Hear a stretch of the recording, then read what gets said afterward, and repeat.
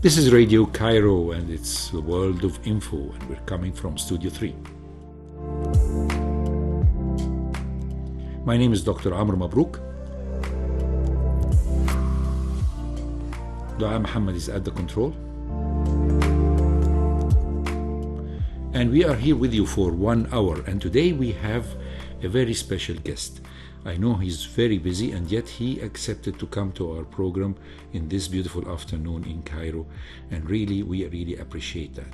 His Excellency Ambassador Mark Bryson Richardson, the Ambassador of the UK to Cairo, a very experienced diplomat who has an undergraduate degree in theology and in comparative religions, a master's degree in comparative religions. He served his country, whether this is in London in the Foreign Office or a real Arabist serving in Iraq as an ambassador, and before that he had also a tenure in Iraq.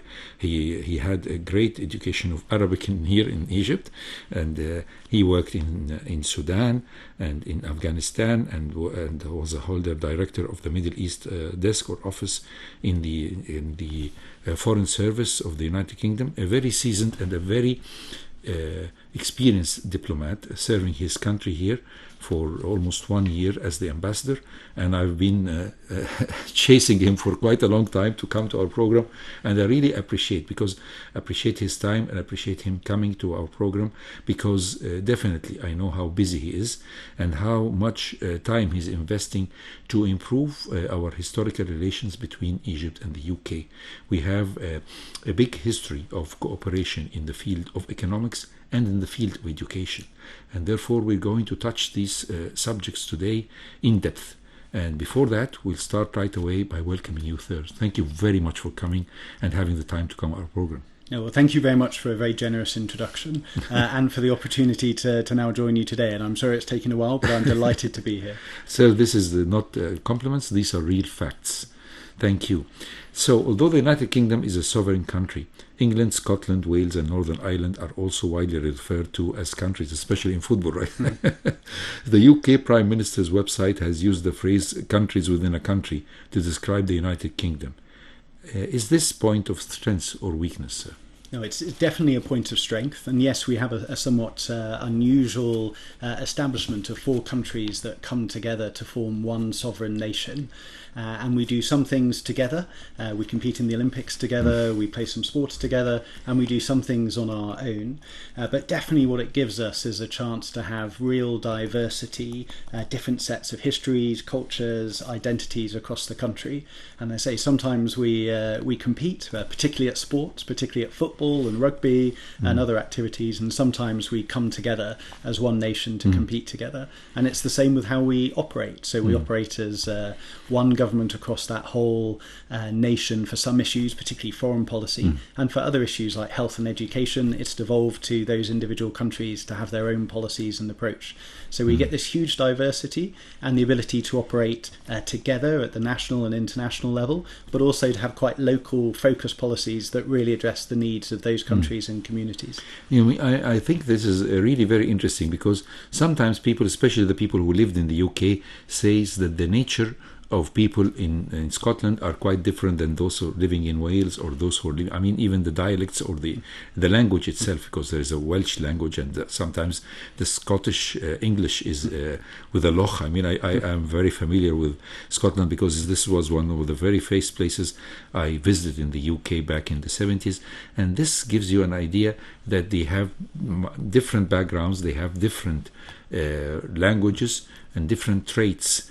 But there are melting pots, because I know that a lot of people, especially the university graduates or the school graduates, would go as a sort of a trip or a voyage for education. So some of the Scottish will graduate from Cambridge, and others would go to the University of Edinburgh, which is very well known to be very eminent in some specialities. Some would go to Belfast for certain specialities, and the melting pot in the army puts different backgrounds in the same units. So this will make the the fraternity there to live, right, sir? More or less. No, exactly, and I think there's absolutely more that unites us as a one single nation than divides us. But at the same time, I think we're very proud of that diversity, and rightly so. People are proud of their heritage, their culture, their language, and it's right to celebrate that. And in quite often in friendly competition have that, but definitely much more that unites us. And at the end of the day, the UK is a country that has its place in the world, but it's not a geographically big country. It's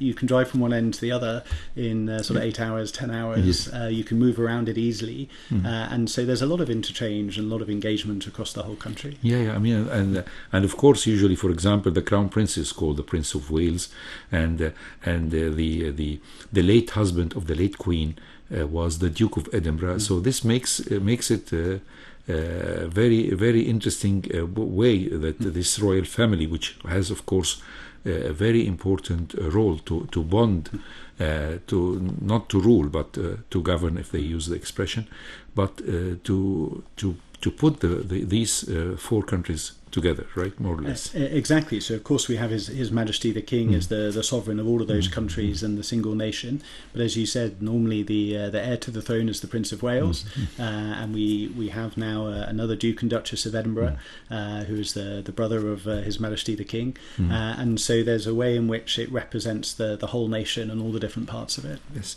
this takes us in the economy, because the UK has a partially regulated market economy based on market exchange rates.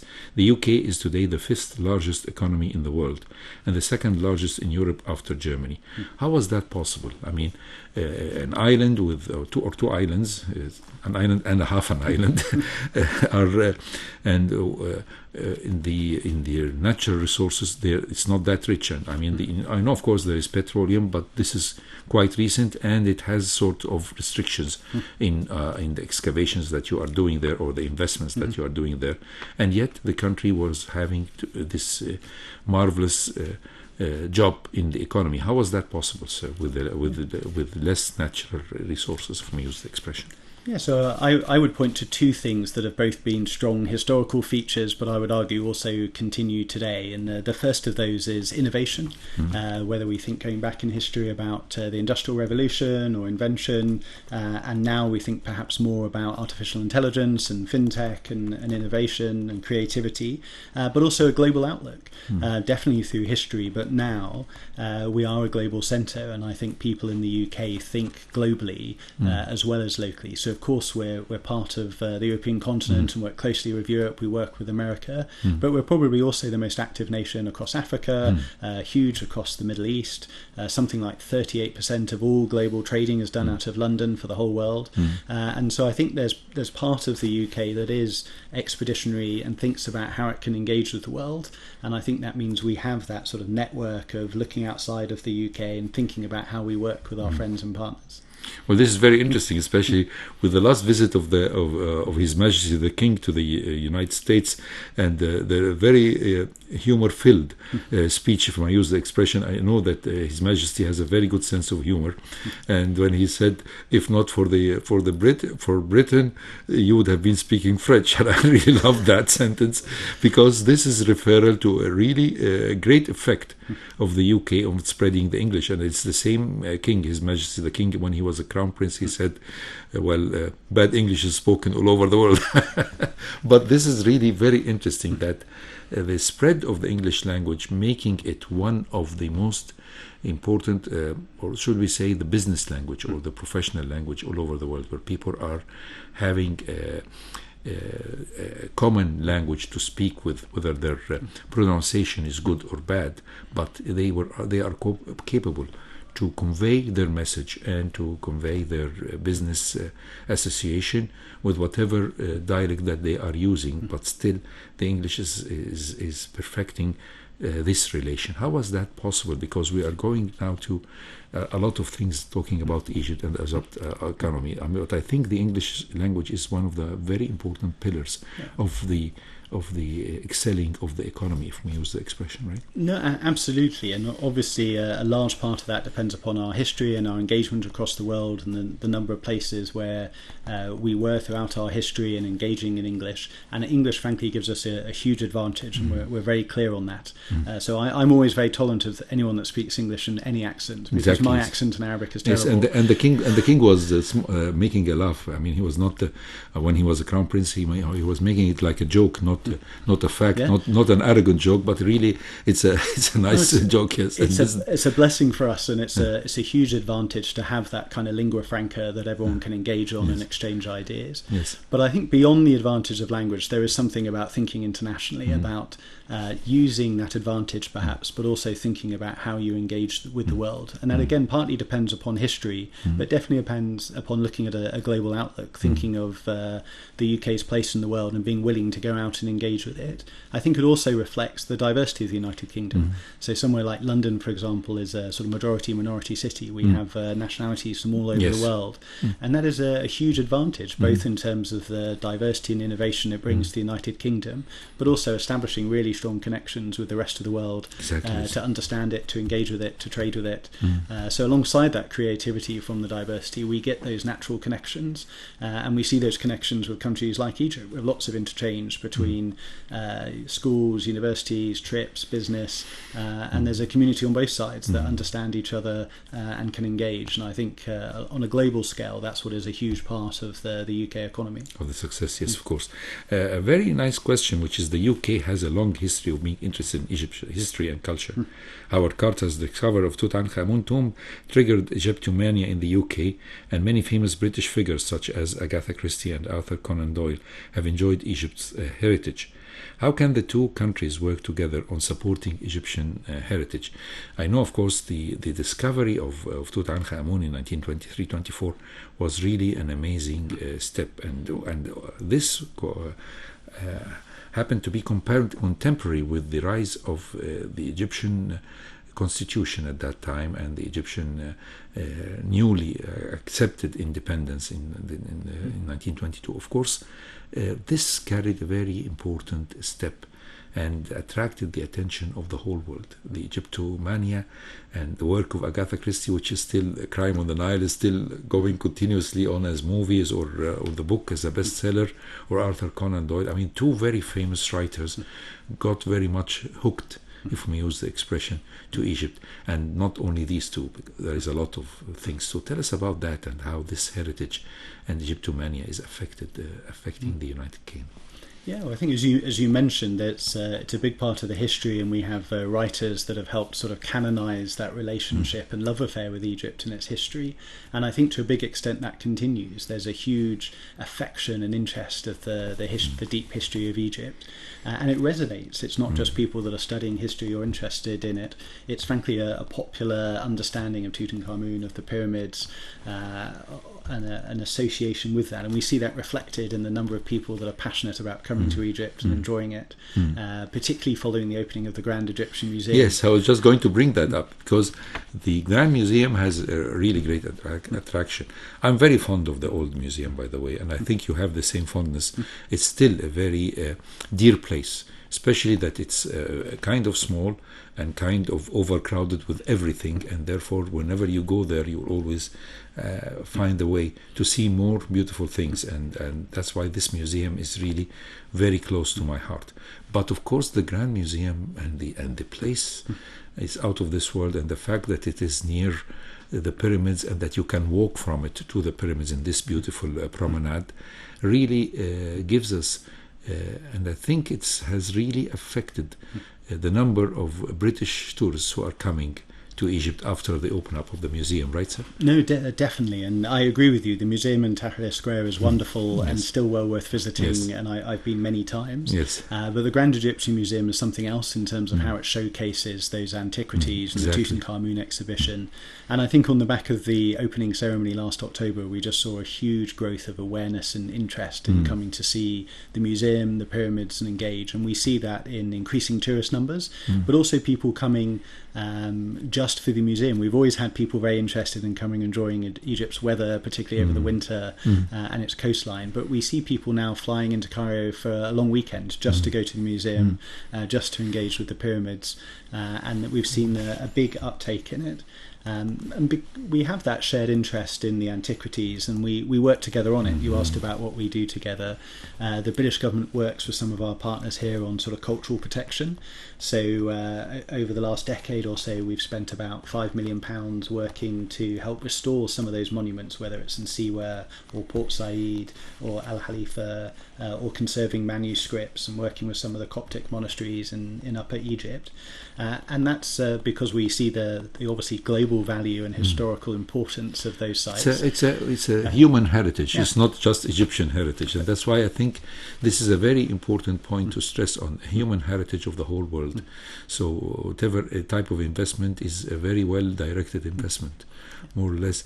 And of course, the fact that there has been a great investment that was made by the President Sisi himself in the infrastructures has really helped the people.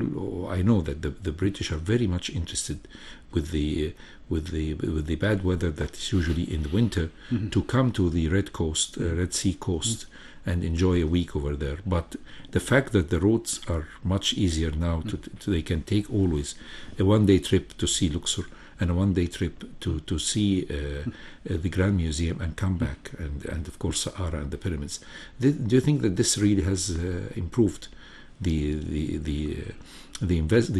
tourist investment in Egypt? No, definitely, and it changes the experience. As you say, there was always interest in coming and in enjoying the weather, enjoying the beaches, the fantastic sea life and diving and engagement.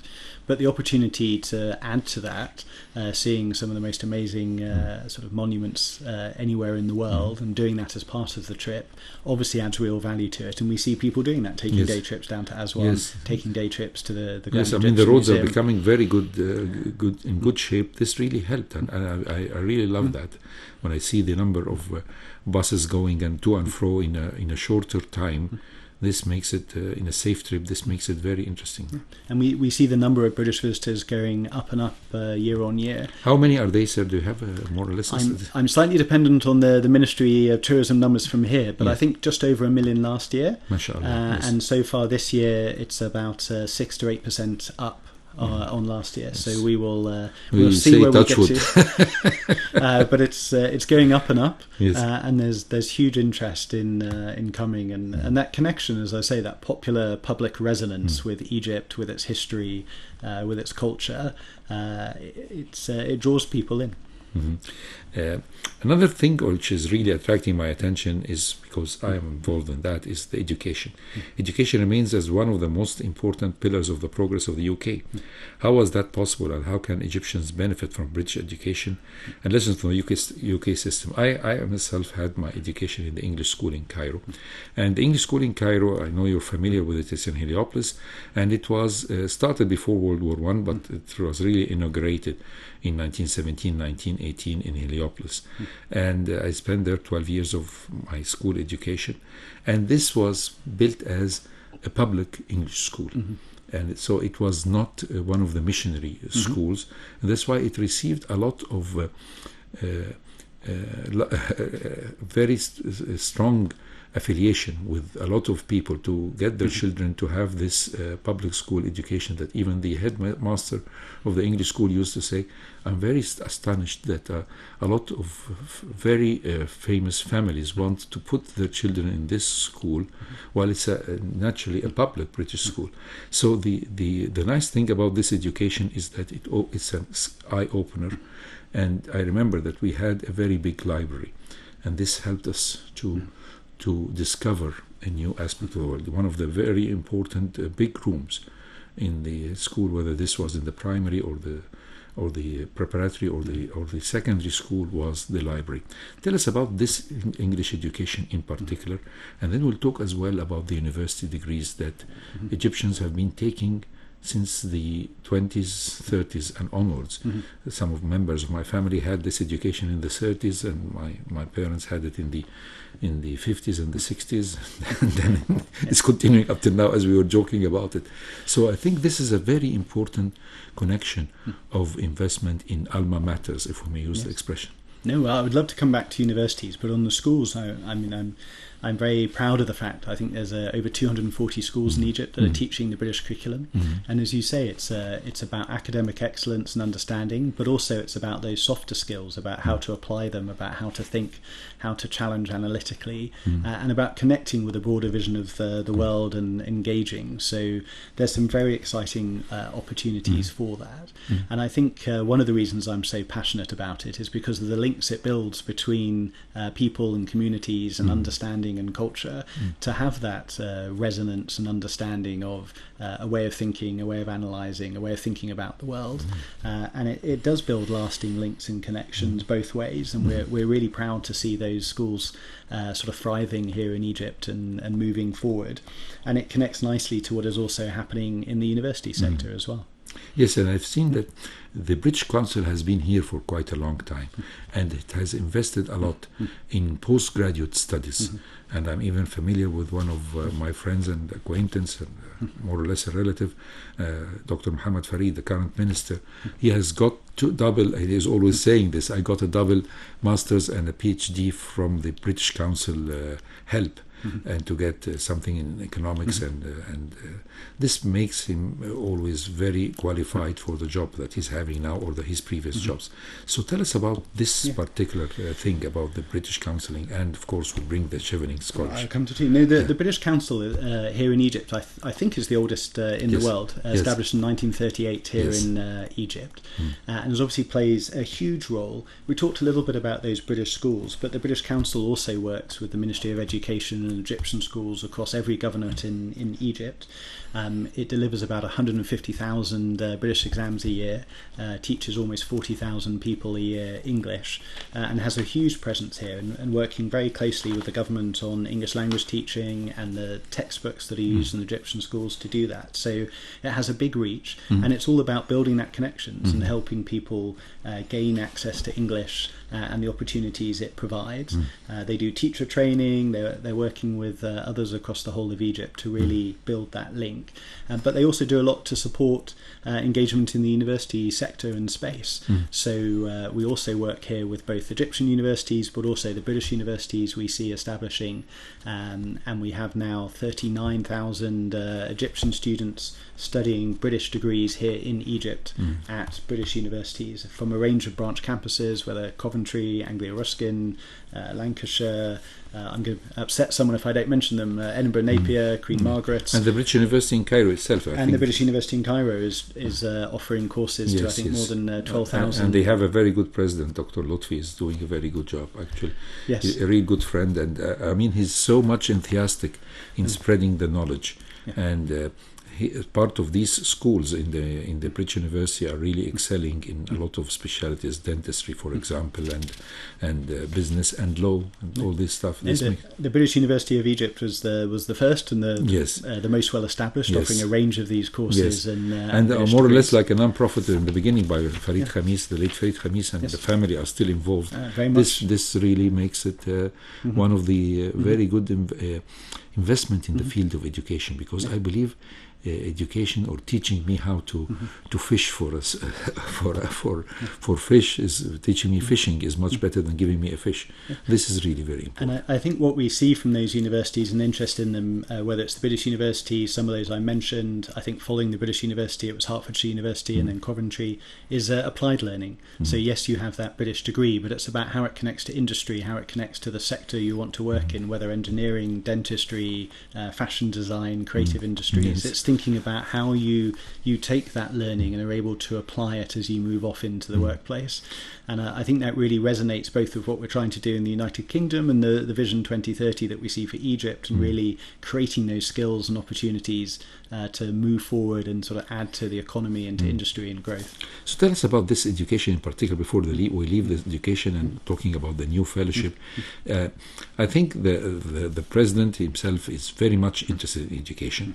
He has been adopting and asking a lot of countries that have good experience in the field of education. For example, the Japanese, with the Japanese schools, which I think also you're a big fan as well, but also the fact that the British education remains in the hearts of Egyptians, whether these are the generation of my mother or my grandfather or the other contemporaries who had this education since the 30s up till current years. So tell us about this field of cooperation and how far are you going to support Egypt and Egyptian policy of spreading education, spreading, as you have just said, the sort of applied arts and technology to bring up new generations from whether Gen Z or Alpha Gen after that, who are really going to conquer the future, knowing that the fact one of the greatest fortunes of Egypt is that it has the highest number of youngsters in the world nowadays, even higher than percentage than that in China or India. So tell us about that. How far you're going to help and invest in this particular plan of the president? Yeah, no, we're very much behind the plan and trying to rise to the challenge. As I mentioned, I think we have about 9 British universities already established here. We're in conversations about trying to increase that quite rapidly, and I hope to see many more opening over the course of the next year or two, bringing that kind of applied learning that really drives the economy. And we see that bringing the kind of skills and really focusing on some of these new areas of creative industries, engineering, artificial intelligence, and really making sure we're helping equip Egyptian students to be part of a global economy in these new growth areas and take that learning and apply it. And we're keen to, frankly, keep doing as much as we can. Alongside the work of the British universities that are here, whether the British University in Egypt or the international branch campuses, we're also trying to build and grow, working with the British Council, research cooperation between universities in a range of fields, making sure that those academic ties and links, which really help drive innovation, are strengthened and growing, and we're really proud to be moving that forward. You're having new connections, for example, with my faculty, the Faculty of Medicine at Shams University. The Glasgow Royal School College of Surgeons is trying to build up more connections. So about that, and in particular, recently there has been, and you are going to tell us about a new thing, which is we have the honor of being the first place that you're going to say this about, which is the Chevening Scholarship. The UK is many university branches, campuses and degrees accredited here in Egypt. What about Egyptians who want to study in the UK? I mean, I told you before about the generation of my generation, the generation younger than me, and the generation of my parents and the generations of their parents, about Egyptians who want to study in the UK like their family. What is the UK doing to support students? And we know how expensive it is to get such a very valuable chance. Yeah. No, well, we're really proud of those academic connections, which, as you say, go back quite some way. And even now, about 4,000 Egyptian students a year study in the UK for degrees there, alongside those that are studying for British degrees here in Egypt.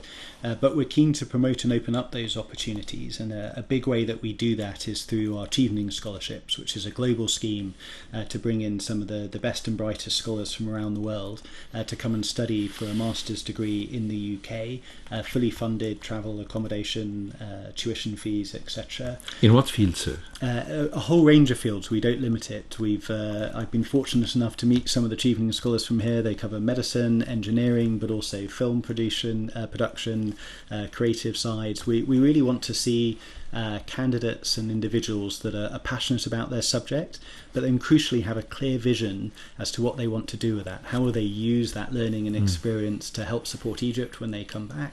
And what is their vision for the future of what they do with it? And so we're genuinely interested across the full range of subjects. And frankly, that sort of diversity and creativity of thought is a big part of why we see people succeeding on the back of the Chevening scholarships. I have a friend who got this scholarship to have business administration degree back in the early 90s, and now he's one of the very famous businessmen in Egypt, leading in the career of communications and mobile phones and things like that. And he always originally he was an engineer, and he's attributing this success to the sort of problem solving he learned from this business administration degree. This was 1992 or 1993, something like that. So how to apply for these scholarships, sir? So the scholarships will open up on the 4th of August. And candidates will have until the 6th of October to make sure they get their applications in. All the details are up on our social media and website as to how to apply. But I would really stress the importance of this vision, understanding what your passion is about, what you want to bring back to Egypt and what you want to do with it. And as you mentioned from some of your colleagues and associates, we've seen people on the back of this really go on to thrive. So far in Egypt, we've sponsored about 1,500 students over 40 years to do these Chevening scholarships. You mentioned your friend, His Excellency Minister Farid, the Minister of Investment. We actually have 4 cabinet ministers in the current government who are former Chevening scholars. We have businessmen, we have film producers, we have a wealth of expertise, and I say it covers every range of subject. There are some areas where we're able to really focus expertise. We're fortunate to be backed by partners. Most recently, I was very proud to sign this week with Soma Bay, who are keen to promote Chevening Scholarship in urban development and planning. We've also worked for 20 years with BP, looking at environmental studies and energy, but the scheme as a whole is open to every subject, and we're frankly just passionate about finding those people with a really impressive vision for the future and a passion for what they want to do. And are there any scholarships for PhDs or after that or not? So the Chevening scheme itself is focused on masters. For PhDs, there are then individual schemes run by universities and other institutions. It's like what happened to Dr. Farid, because he told me that after he got the masters, later on he was able to crown that with a PhD as well, sponsored by British Council, as he told me that. So this is really very interesting, right? But the opening point for everyone is the masters, and then a big part of it is about making sure we're supporting those students and scholars, but also supporting Egypt. So a big part of it is doing the masters and coming back to Egypt, and then thinking again in the future about how to continue those studies, and then there's continue the link, if you use the expression. Exactly. Oh, this is really very interesting. And so this is not the first time that this has been done every year or every 2 years or what? No, it's done every year for more than 40 years in Egypt. But as I said, more than 1,500 scholars over that time. And it's also a global community, so it includes Egypt, but it also offers those scholars access to a global network. I have to say Egypt is one of the largest participants in the programme in terms of scholarships, but we have scholars from across the world coming together, and a big part of the benefit of the scheme is that access not just to the learning, not just to the experience of living in the UK, but that global network of people with similar passion and vision about how they want to change the world. Well, this is very interesting. And so after the break, we'll talk about a very important field of cooperation, which is the field of investment. And please stay tuned to us in Radio Cairo. My name is Dr. Amr Mabrouk. Dr. Muhammad is still at the control, and we are here with His Excellency Ambassador Mark Bryson Richardson, the Ambassador of the UK to Cairo, and really a very interesting, friendly talk, not hard talk. Stay tuned to us. So, still listening to the World of Info, and today is we're having His Excellency Ambassador Mark Bryson Richardson, the Ambassador of Britain to Egypt, and really thank you very much again. So we'll touch 2 important prospects. It's always known that the ambassador in any country is always interested in improving the relations between his country and the country that is hosting him as an ambassador. And I think that this is a job that has been very well done by your predecessors, and now for you to excel more. It's a very big challenge, I know, but we'll talk about 2 important things, the economics and the politics. It's very important, the investment thing. Egypt has been doing its share in trying to attract investment. Our president has invested a lot in the infrastructures, and we talked how the infrastructure is very important in the field of tourism, how it facilitated the transfer of tourists and therefore increasing the number of tourist nights in the whole of Egypt, not just in the Red Sea coast and elsewhere. And of course, the same thing is done in the investment of the airports and everywhere, and the charter flights that go in between Britain and other airports in Britain, not just Heathrow. So this is the first thing, it's infrastructure. And also the president is investing in a lot of sectors and lands, especially, for example, the Suez Canal area, where he's opening up a competition site for anyone who wants to invest, and letting your businessman, the businessman of Britain or businessmen from anywhere in the world, to invest in building factories and using the Suez Canal, which acts as a very important route of transfer of proper economy in between the whole world. So tell us about how far you are successful in this field in particular, and what are you trying to do to make this goes both ways, if we may use the expression. Yeah, of course, and thank you very much for the opportunity to dig into it, because this is one of the areas where there's huge mutual benefit to the two countries in terms of bringing together our respective skills and expertise and making sure it's beneficial to both countries and to the people of both countries. And the UK and Egypt already has quite a large volume of trade. We trade just over £5 billion a year between the two countries. And the UK is one of the largest investors, Egypt, reaching up to the summer of last year, just over $21 billion of investment from UK companies. So we have already this fantastic platform of large British companies engaging in Egypt. Quite in which fields, sir? So in the energy sector, we have big British actors, whether it's BP, Shell, Capricorn, Harbour Energy, but also brands that everyone in Egypt will recognise. So Vodafone is a British company employing more than 13,000 Egyptians. Unilever is Egypt's biggest non-energy exporter. And so we have these big brands that people know working here in Egypt, employing Egyptians and helping part of that vision of growing manufacturing and exports from the country. But that doesn't mean there's not more we can do, and we're really excited to see how we can grow that partnership and cooperation, whether it's through trade, gaining greater access to agricultural products from Egypt, for which there's a huge demand in the UK. So Egypt is exporting to what type of exports Egypt is giving? The fruits and vegetables, right, sir? So fruits and vegetables is definitely a part of it. Strawberries, grapes, but also mangoes and other fruits. But also everything. We have Egyptian companies that are exporting buses to the UK. Yes, and there are parts of the UK with Egyptian buses. A lot of services and expertise as well in different sectors, including engineering, electrical, and we're truly seeing this kind of sophisticated economic links of being part of each other's supply chains and being crucial parts of the economy. But there's areas where we can grow it in. We have a good presence in energy. We talked about education earlier. Again, financial services. People will be aware of the big British banks that are here in terms of HSBC and Standard Chartered. But there's more we can do moving into engagement here. In the Suez Canal zone, are you interested in doing more investment in this area in particular? So absolutely looking at doing more. This is one of the areas we need to unlock. A lot of the manufacturing businesses that have set up in Egypt over the last few years aren't a big part of the British economy. But what is a big part of the British economy is, for example, advanced manufacturing. So we think about the pharmaceutical companies that are partnered here, GSK, AstraZeneca, and others. We think about moving into more advanced manufacturing, higher end, more complex electrical products and goods. And this is the kind of potential we want to explore as to what more we can do together in these sectors. How can we do more in a sector you know a lot about in healthcare and life sciences? How can we work together on making sure we're exchanging expertise and understanding and the best possible equipment and support? And I think there's a really interesting area, particularly aligned with His Excellency the President's vision about working with Egypt, exporting across Africa and the region. You mentioned Egypt has huge talent in terms of human capital and talent, and it has large, big regional companies that are engaging.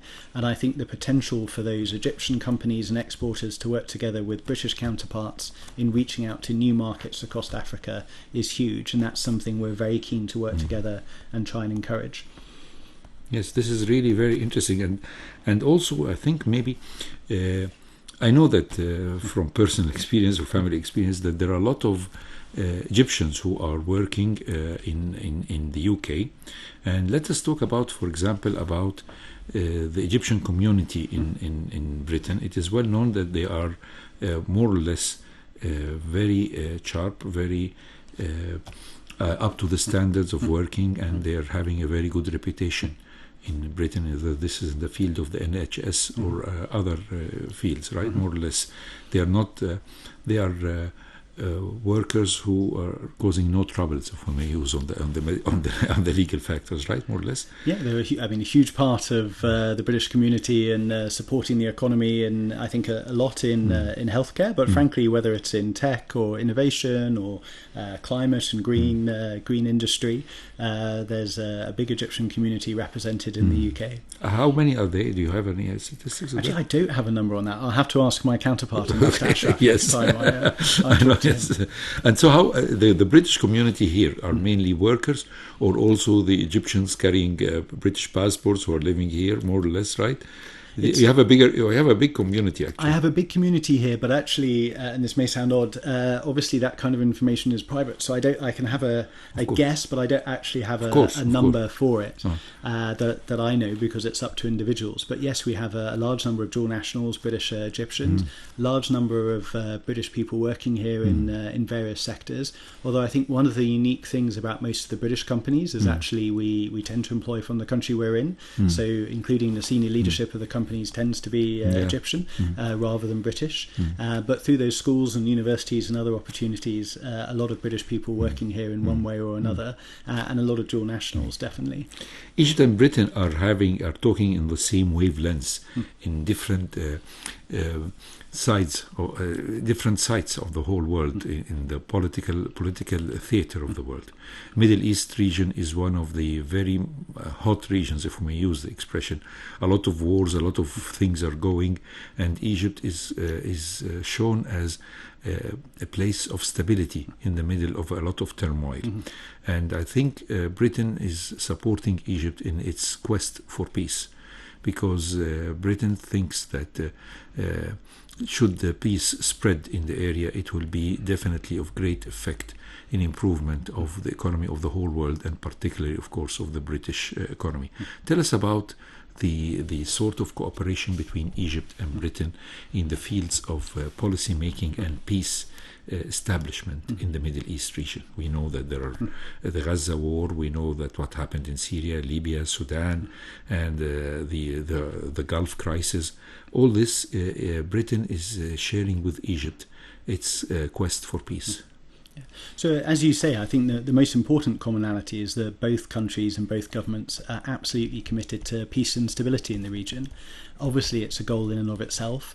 We see far too many harmful situations in the world, too much harm happening to people, whether it's in Gaza, in Sudan, across the region. So, first of all, that overarching, very shared concern for peace and stability for the sake of the people that are affected is absolutely paramount. And then, as you say, it also affects our economies, it affects global trade. There's huge secondary impacts from that we want to work together to resolve. And Egypt is a crucial central actor to much of this. We've seen the role that Egypt has been playing as a mediator in many of these issues, whether it's together working with other regional actors on trying to de-escalate the situation and the conflict with Iran, whether it's the very patient and long-running work that Egypt has been doing on Gaza and on Palestine that we saw culminate in the agreement at the end of last year, or whether it's being part of the Quad on Sudan. Egypt is playing an active part in those conversations. And to the extent we can, we very much want to be working with Egypt, supporting its mediation efforts and supporting the overall process to try and deliver that peace and stability. I say primarily because of a very shared human concern for the effect it's having on people. But secondary, yes, of course, it makes a big difference to our own countries, our own economy, our own people. We all prosper better if there's peace and stability, and Egypt's particularly active in the region and trying to promote that. And we're leaning in where we can. We're quite large donors as the UK to the situation in Gaza, to the situation in Sudan. We're trying to think creatively about how we can play a constructive role in encouraging encouraging progress in the region and restore confidence to maritime shipping and traffic. And all of that is somewhere we just have to work together. And unfortunately, at the moment, we see some of those indications going in the wrong direction. We see increasing tensions. And I think partners like Egypt and the UK, the reason we're working really closely together is because we just see the huge benefits to us, but frankly to everyone, of making sure we head in the other direction and de-escalate. Yes, and before we leave, I think one of the very great aspects of cooperation between Egypt and Britain is that they are also having the same point of agreement about the illegal immigration.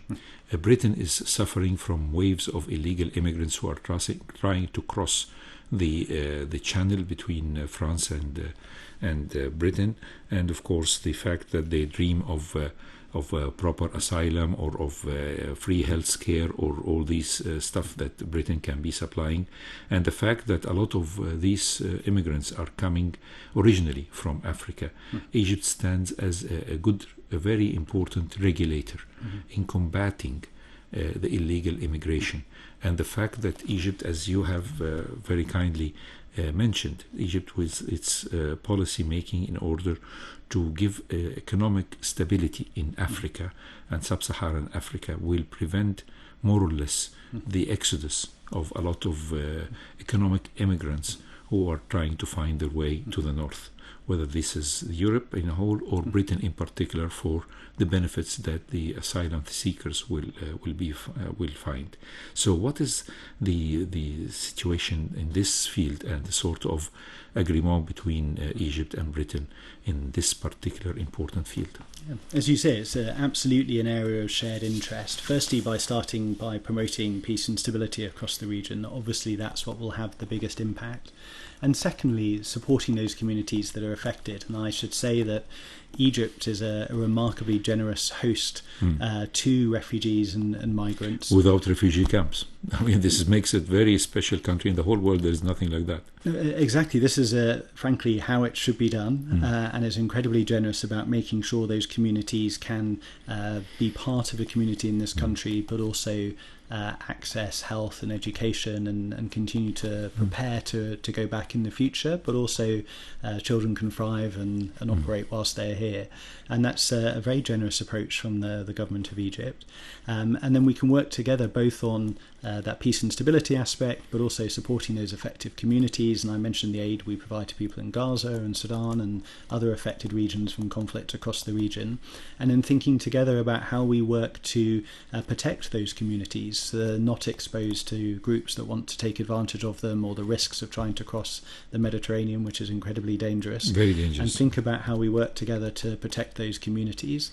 And I think a combination of that sort of effort on peace and stability, supporting those populations that have been tragically affected by conflict and need our help and support. And we do some of that here in Egypt as well. When the foreign minister was here, our foreign minister was here last week, we spoke, last month, we spoke about our support for livelihood programs, giving people skills, both those communities that have come from outside, but also Egyptian communities that are generously hosting them.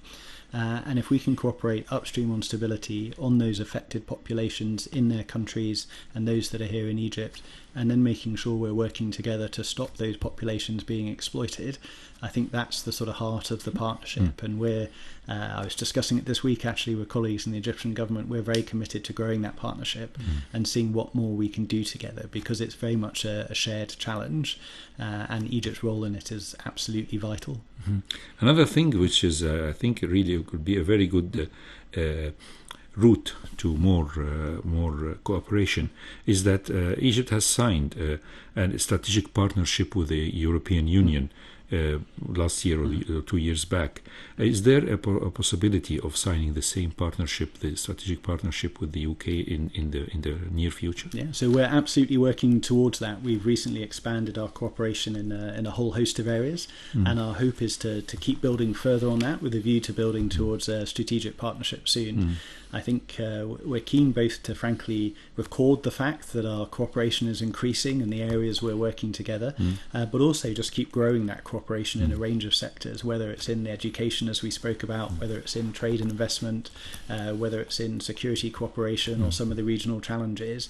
We're doing a lot, but we want to expand that a lot over the coming period, and I'm hopeful that soon that will be reflected in a strategic partnership. Well, thank you very much. Really, we have done some brainstorming about Britain and Egypt and about very special British-Egyptian relations. Just before we leave this program, let's talk about for a minute about your walks and tours in Cairo. I think you have visited the Grand Egyptian Museum, and also the Egyptian Museum in Tahrir. I have. And the Islamic Museum in Cairo. I have to next on my list. You have to go because there is a very big, important. Usually, it's very much omitted. A very big collection of Oriental carpets over there that has been dedicated by the one and only Ali Pasha Fahmi, who was Ali Pasha Ibrahim, who was the professor of surgery and the dean of the faculty of medicine, who gave all these priceless carpets for the Egyptian government as a donation for the Egyptian people.